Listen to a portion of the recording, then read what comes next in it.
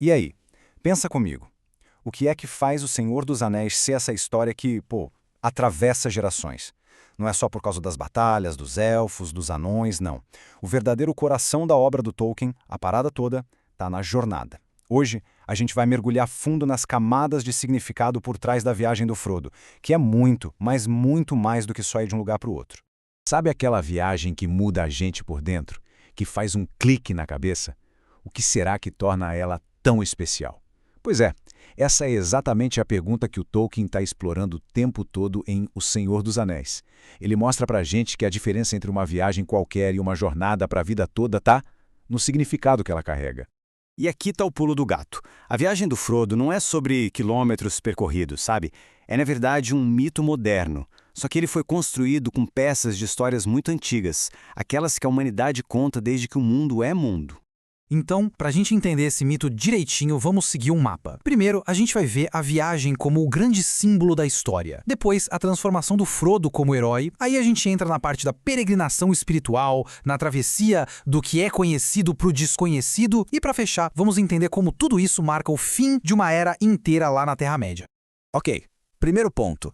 A gente precisa entender que a viagem é a espinha dorsal da história.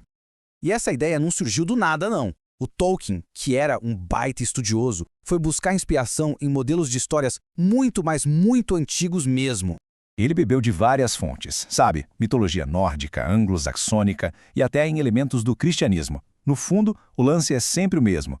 Uma grande travessia que, no final das contas, muda completamente a pessoa que a realiza. Beleza. Agora vamos para a primeira camada de significado, a famosa jornada do herói. Aqui, o foco é todo na mudança interna do Frodo. Pensa bem, ele sai de casa, um hobbit super simples, tranquilo, e volta... Bom, ele volta outra pessoa, né?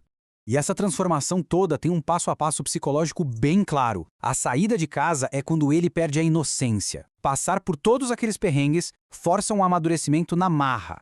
E a chegada no destino exige um sacrifício que, no fim, traz a redenção. É a receita de bolo clássica da jornada do herói. Um padrão que gente como Joseph Campbell mapeou direitinho. Mas dá para ir mais fundo ainda. A viagem toda também pode ser lida como uma peregrinação espiritual, bem no estilo daquelas das tradições da Idade Média. É como se a viagem física, no mapa, fosse só um reflexo de uma jornada da alma. E olhando por esse ângulo, tudo ganha um significado moral super profundo. Mordor deixa de ser só um lugar feio e vira o símbolo da decadência total. O Anel é a tentação pura do poder que corrompe. E a caminhada em si é a luta constante, de todo dia, para não se deixar levar por isso. Faz todo sentido, né? Tem mais uma camada aqui, que é a da geografia simbólica. O caminho que a Sociedade do Anel faz segue um padrão que existe em mitos do mundo todo. Sair de um lugar seguro para encarar perigos que só vão aumentando. É uma estrutura que a gente vê lá na Odisseia, por exemplo. A jornada parte do condado, que é basicamente o mundo doméstico. O nosso porto seguro é o símbolo da paz, da rotina, daquilo que precisa ser protegido a todo custo. Só que, no momento em que eles cruzam a fronteira, os hobbits entram no mundo selvagem. As florestas, as montanhas, ali é um território perigoso, onde as regras de casa já não valem mais e o desconhecido está em toda a esquina. Até que eles finalmente chegam ao destino, Mordor. E aqui, a gente não está falando mais de mundo selvagem. Aqui é um mundo infernal mesmo. É a representação do mal absoluto, o teste final, o nível mais profundo de perigo que eles têm que encarar. Certo, agora vamos dar um zoom out. A jornada não transforma só os personagens, não. Ela vira um mundo inteiro de cabeça para baixo. Ela é o símbolo do fim de uma era para a Terra-média. E as consequências são gigantescas. O condado, que era aquele refúgio, é marcado pela guerra.